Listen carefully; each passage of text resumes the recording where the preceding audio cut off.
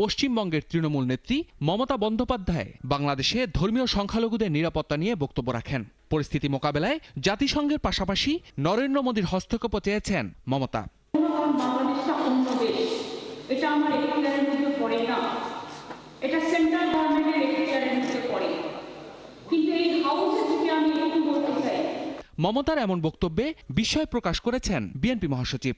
London থেকে টেলিফোনে দেয়া এক প্রতিক্রিয়ায় বাংলাদেশে সাম্প্রদায়িক সম্প্রীতি ক্ষুণ্ণ বা বিপন্ন হওয়ার যে অলীক কাহিনী প্রচার করেছে ভারত, তাকে অগ্রহণযোগ্য বলে মন্তব্য করেছেন তিনি। বাংলাদেশ স্বাধীনতা সার্বভৌমত্বের প্রতি একটি হুমকি স্বরূপ, এবং আমরা মনে করি এই বক্তব্যের মধ্য দিয়ে ভারতের নেতৃবর্গের যে দৃষ্টিভঙ্গি তা কিছুটা হলেও প্রকাশিত হয়েছে।